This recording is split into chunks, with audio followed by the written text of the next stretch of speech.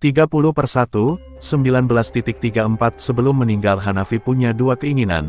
Yang pertama dia ingin ke Gang Potlot, karena dia adalah anak Slankers. Keinginan pertamanya sudah terpenuhi bersama sahabatnya anak Slankers Jombang. Keinginan keduanya dia ingin menginjakan kakinya di Gunung Semeru, dan keinginan ini terpenuhi bersama dua sahabatnya yaitu Saha dan Faruk. Ada banyak kisah mengharukan dalam perjalanan mereka pada waktu itu, hingga akhirnya Hanafi menghembuskan nafas terakhirnya di Ranukumbolo setelah keinginannya sudah terpenuhi. Waktu itu pertengahan bulan Desember tahun 2009, Mapala Indonesia mengadakan acara Napaktilas Suhokgi ke Gunung Semeru. Suhokgi adalah seorang aktivis sekaligus penulis yang mendirikan Mapala UI, Mapala pertama di Indonesia. Suhokgi meninggal di usia yang relatif muda pada tanggal 16 Desember tahun 1969, hanya beberapa jam sebelum ulang tahunnya yang ke-27. Suhokgi meninggal di puncak Gunung Semeru, gunung tertinggi di Pulau Jawa karena menghirup gas beracun. Dalam acara Napaktilas itu pesertanya dari semua komunitas pecinta alam se-Indonesia. Nah, mendengar kabar itu, Saha dan ketiga temannya ada Faruk, Herman dan Hanafi berencana ikut serta dalam acara Napaktilas tersebut untuk mewakili kota Jombang dan membawa nama Jago Adventure. Di antara mereka berempat, Hermanlah yang sebelumnya sudah pernah mendaki ke Gunung Semeru, jadi setidaknya mereka sudah ada teman yang udah pernah ke sana, jadi bisa merangkul mereka yang belum pernah ke Gunung Semeru. Singkat cerita, setelah 1 hari sebelum pemberangkatan acara Napaktilas Suhokgi, tiba-tiba Herman memberi kabar kalau dia tidak bisa ikut serta dalam acara tersebut. Mendengar kabar itu mereka sedikit tersentak dan berunding kembali, karena di sisi lain kondisi keuangan mereka sangatlah menipis. Hanafi coba mengajak salah satu temannya untuk ikut menggantikan Herman, tapi temannya gak bisa karena mendadak dan belum ada persiapan sama sekali. Di sisi lain keuangan teman yang diajaknya itu juga menipis. Hanafi coba merayunya lagi agar mau ikut dengan kata-kata, "Udahlah, ayo ikut, masalah uang yang penting cukup untuk berangkat, urusan pulang gampang." Tapi temannya tetap tidak bisa ikut, karena di sisi lain dia juga tidak ada persiapan fisik sama sekali untuk mendaki ke Gunung Semeru. Akhirnya mereka, Saha, Hanafi dan Faruk memutuskan untuk tetap berangkat bertiga. Keesokan harinya mereka berangkat dari Jombang ke Tumpang. Tumpang adalah salah satu daerah di Malang. Sesampai di sana mereka sempat berdiskusi lagi karena keuangan semakin menipis, dan di Tumpang mereka bertemu dengan peserta Napaktilas lainnya. Saha bertanya pada Hanafi, "Gimana Mang, uangnya cukup nggak untuk kita ke Ranupani?" Amang adalah nama panggilan dari Hanafi. Lalu Hanafi menjawab, "Sebenarnya kurang, ini cuma cukup kita sampai Ranupani doang, dan untuk turunnya gak cukup." "Terus gimana? Apa kita tetap berangkat?" tanya Saha kepada Hanafi. "Udah, kita tetap berangkat, untuk turunnya gampang, kita bisa numpang mobil sayur yang ke arah Lumajang, nanti kita ke rumahku dulu, baru setelah itu kita balik ke Jombang," jawab Hanafi. Tempat tinggal Hanafi adalah di Lumajang, tapi tinggal di Jombang untuk sekolah dan kuliah. Di sana dia tinggal dengan bibinya. Akhirnya mereka berangkat ke Ranupani dengan menaiki kendaraan hardtop bersama peserta Napaktilas lainnya. 30/1, 19.34 Sesampai di Ranupani mereka berkumpul dengan peserta Napaktilas lainnya dari berbagai daerah. Sesampai di Ranupani mereka sempat berunding lagi soal keuangan untuk turun, dan satu kata dari Hanafi yang masih diingat. "Nanti setelah ini kita pulang ke rumahku dulu ya, kalau udah sampai di rumahku dapat uang terus kita balik ke Jombang."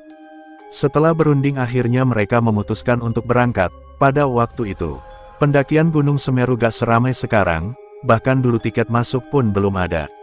Perjalanan itu dibagi menjadi sekitar 7 kelompok, Saha, Hanafi, dan Faruk mendapat kelompok terakhir, dan di kelompok itu kebanyakan pendaki udah senior. Mulai berjalan, mereka berjalan dengan pelan sambil sesekali break untuk membuat kopi.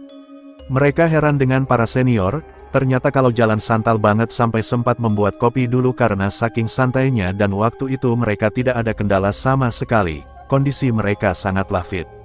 Singkat cerita sampailah mereka di Ranukumbolo, sesampai di situ mereka break sambil merasakan indahnya Danau Ranukumbolo. Semua orang pasti akan kagum dengan keindahan Danau Ranukumbolo. Setelah puas beristirahat di Ranukumbolo, kurang lebih jam 2 siang mereka lanjut berjalan ke Kalimati. Di perjalanan mereka sangat have fun dan tidak lupa membuat kopi di sela-sela perjalanan hingga sampailah mereka di Kalimati. Sesampai di Kalimati Hanafi sangat senang karena sudah bisa melihat puncak Mahameru. Sesampai di situ mereka mendirikan tenda dan beristirahat karena nanti jam 11 malam mereka berencana akan summit ke puncak Mahameru. Waktu sudah menunjukkan pukul 11 malam, mereka semua bersiap-siap akan berjalan ke puncak Mahameru, dan di kelompok 7 itu yang naik ada 5 orang termasuk mereka bertiga. Sebelum berjalan mereka sempat berpikir, ini beneran ya kita akan naik ke puncak? Seakan gak percaya gitu, soalnya pas waktu di Kalimati itu kondisi mereka sudah sangat kecapean, berbeda dengan kondisi sebelum sampai di Kalimati tadi. Akhirnya mereka memutuskan untuk tetap naik dan meminum suplemen agar bisa fit lagi. Sebenarnya waktu itu yang dikhawatirkan Saha adalah Faruk, karena Farukiah yang lebih muda di antara mereka bertiga. Berjalan dengan langkah pelan, sampailah mereka di Arcopodo. Sesampai di situ langkah kaki semakin pelan, karena kondisi jalan menanjak yang penuh pasir dan berdebu. Waktu itu kondisi Hanafi terlihat fit di depan Saha, tapi sebenarnya Saha tahu kalau Hanafi sangat kecapean tapi dia tidak ingin membebani temannya dan Saha sebenarnya sudah menunggu kata-kata Hanafi, kalau memang capek ya nggak usah dilanjut mending kita turun aja. Tapi Hanafi tetap bersikukuh untuk tetap lanjut berjalan ke puncak hingga akhirnya sampailah mereka di cemoro tunggal pohon terakhir. Sesampai di situ mereka senang karena bisa melihat lampu-lampu dari pendaki lain yang udah berjalan duluan di atasnya. Mereka merasa udah berjalan paling belakang padahal sebenarnya di belakang mereka masih ada pendaki lain tapi masih jauh. Tidak lama kemudian mereka lanjut berjalan naik dengan posisi Faruk di depan, Saha di tengah dan Hanafi di belakang. Terus berjalan ketika sudah sampai di pertengahan antara cemoro tunggal dan puncak di situ barulah terlihat kalau Hanafi memang benar-benar kelelahan. Dia terduduk letih sambil menatap ke bawah, sedangkan Faruk sudah berjalan lumayan jauh di atas. Saha bertanya pada Hanafi, Mang, kalau memang capek kita turun aja GPP. 30/1, 19.35, Mang, kalau memang capek kita turun aja GPP. Tapi Hanafi tetap ingin lanjut ke puncak dan bilang, kamu duluan susul Faruk, nanti aku nyusul. Mendengar itu Saha berjalan duluan dan meminta Faruk untuk berhenti. Sesampai Saha di tempat Faruk, Hanafi menyusul, sesampai Hanafi di tempat Saha, Faruk berjalan. Jadi jalan mereka saling menyusul. Pagi telah tiba, terlihat matahari mulai terbit menyinari perjalanan mereka, dan di situ semua ego mulai terlihat. Faruk tetap berjalan duluan karena ingin cepat sampai di puncak. Saha dan Hanafi sempat berhenti lumayan lama sambil membayangkan. Enak ya yang di bawah yang nggak ikut naik, bisa menikmati kopi. Saat itu Hanafi sedang terduduk sambil menatap ke bawah, lalu Baha bilang, gimana Mang? Aku duluan nyusul Faruk lagi ya nanti kamu nyusul aku.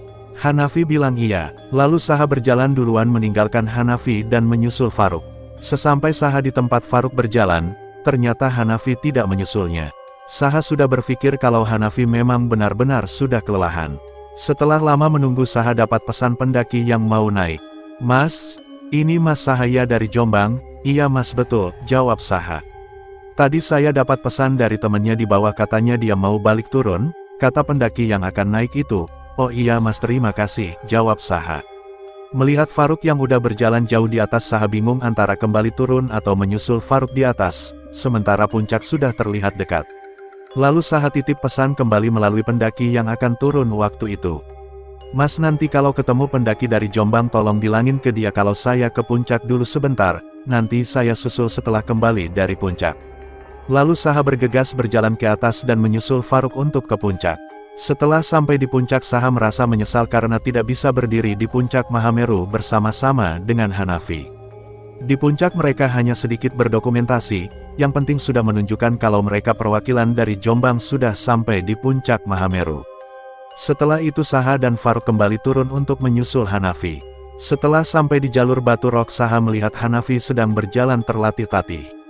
Waktu itu hari udah lumayan siang. Tadi yang niatnya Hanafi ingin turun itu batal, karena mendengar pesan dari Saha yang dititipkan pada pendaki yang turun tadi. Hanafi berusaha naik ke puncak untuk menyusul Saha dan Faruk. Lalu Saha menghampiri Hanafi yang waktu itu berjalan terlatih-tatih dan Saha bilang pada Hanafi. Gimana Mang, kita balik lagi ke puncak tak biar kamu bisa sampai ke puncak. Tapi aku takut kalau ke puncak nanti asap wedus gembel akan megarah ke puncak, jawab Hanafi yang sedang kelelahan. Lalu Saha mencoba untuk membuat Hanafi agar tidak kecewa, ya udah Mang GPP, di sini aja kamu udah sama seperti sampai di puncak kok. Lalu Saha meminta Hanafi untuk membuka bendera yang AWH yang dibawanya dan akan difoto untuk dokumentasi. Setelah berdokumentasi Saha bilang, "Udah kan? Udah terpenuhi untuk sampai di Mahameru." "Lega ya rasanya bisa sampai di sini," jawab Hanafi sambil tersenyum. "Ya udah sekarang sudah waktunya kita turun." "Ya Mang," ucap Saha.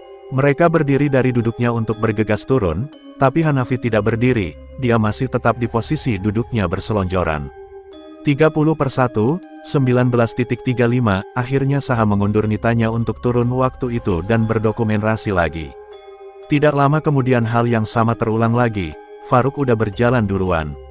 Lalu Hanafi bilang pada Saha, "Kamu duluan susul Farouk, nanti aku nyusul." Sebelum Saha turun dulu untuk menyusul Farouk, mereka bertemu dengan ketua kelompok 7 yang waktu itu juga akan turun. Melihat itu Saha sedikit lega karena Hanafi ada temannya di situ dan dia bisa turun dulu untuk menyusul Farouk. Berjalan turun, Saha dan Farouk berniat menunggu Hanafi di pohon terakhir, yaitu Cemoro Tunggal. Setelah sampai di Cemoro Tunggal, Saha dan Farouk duduk untuk menunggu Hanafi. Lama menunggu, tapi Hanafi tidak juga terlihat. Karena sangat capek dan angin sepoi-sepoi mereka berdua tertidur di Cemoro Tunggal. Tidak lama kemudian mereka terbangun dan melihat Hanafi belum juga datang.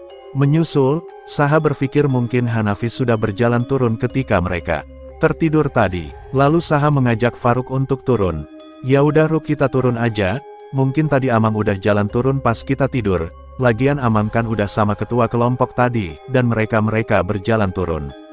Sesampai di Arcopodo, Saha dan Farouk sempat berhenti lagi karena masih ragu, takutnya Hanafi masih di atas. Tapi setelah lama menunggu Hanafi tidak kunjung datang, mereka berdua memutuskan untuk berjalan turun dan menunggunya di Kalimati. Setelah sampai di Kalimati, Saha mendapat kabar dari pendaki yang turun kalau di atas ada pendaki dari Jombang yang digendong karena kelelahan. Tidak lama kemudian Saha melihat Hanafi sudah datang dan digendong sama ketua kelompok.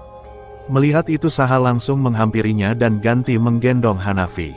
Saha menggendong Hanafi ke shelter Kalimati. Setelah sampai di shelter, Hanafi langsung ditangani oleh tim medis Napaktilas dari UI, Universitas Indonesia.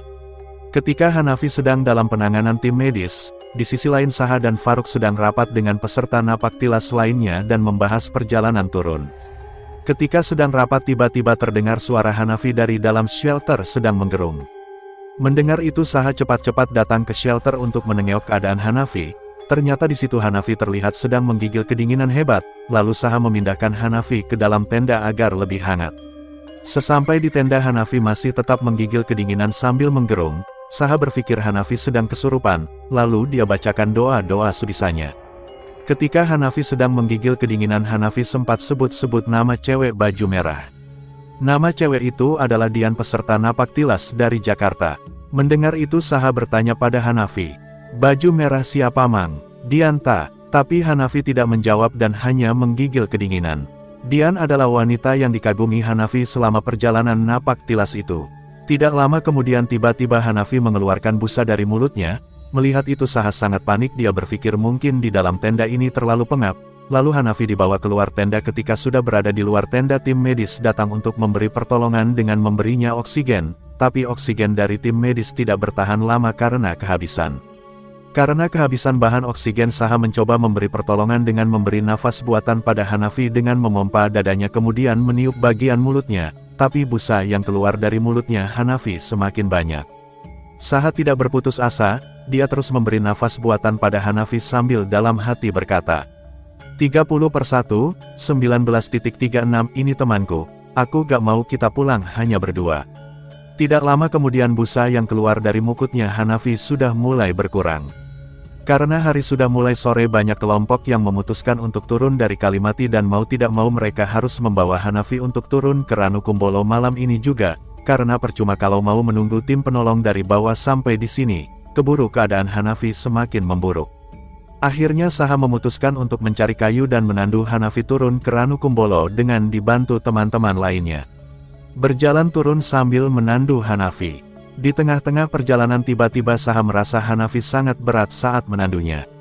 Hal yang sama juga dirasakan teman-teman yang ikut membantu menandunya. Padahal tadi pas digendong di Kalimati tidak seberat ini, rasanya yang dipikul itu, seperti bukan hanya Hanafi, tapi ada orang lain. Saha tidak ingin berpikir negatif, ya mungkin memang dia sedang kelelahan. Karena memikul sambil membawa tas carrier. Sesampai di Oro-Oro Ombo mereka semua sempat berhenti karena kecapean. Di situ Saha melihat wajah Hanafi semakin pucat dan Saha membasuh wajah Hanafi sambil berkata, "Mang tahan ya Mang, sebentar lagi kita sampai di Ranukumbolo dan kita akan pulang bareng." Tidak lama kemudian mereka lanjut berjalan hingga sampai di Ranukumbolo pada jam 2 malam. Beruntungnya pada tahun 2009 itu di Ranukumbolo sudah ada bangunan shelter dan Saha membawa Hanafi masuk ke dalam shelter tersebut. Waktu normal perjalanan dari Kalimati ke Ranukumbolo yang kurang lebih 4 jam. Waktu itu ditempuh Saha dalam waktu 8 jam. Sesampai di shelter mereka menidurkan Hanafi di dalam shelter, dan teman-teman lainnya memasak untuk mereka, mulai dari memasak air hangat, membuatkan teh, kopi deal. Tidak lama kemudian Hanafi sudah tidak menggigil lagi seperti sebelumnya tapi Saha tetap yakin kalau Hanafi masih hidup. Dia mencoba mendengar denyut nadinya Hanafi dan masih terasa walaupun lambat. Malam itu Saha dan Faruk tidur di dalam shelter bersama Hanafi dengan posisi Saha di sebelah kanannya dan Faruk di sebelah kirinya. Pagi pun tiba, kurang lebih jam 5 pagi mereka terbangun. Ketika mereka terbangun Hanafi akan dicek keadaannya oleh tim medis Napaktilas.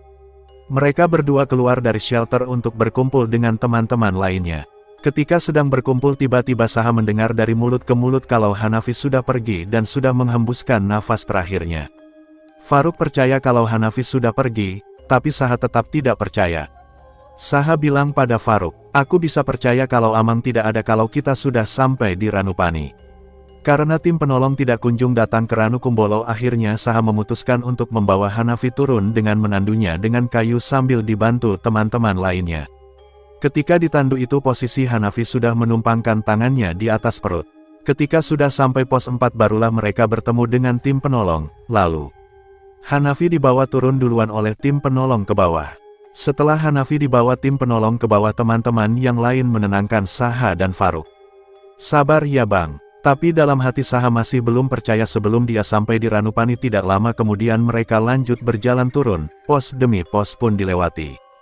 Dan sampailah mereka di pos 2. Di situ mereka bertemu dengan Om Don, beliau adalah seorang fotografer. Lalu Om Don berkata pada mereka berdua, "Sabar ya Mas, mungkin ini sudah takdir dari Yang Maha Kuasa."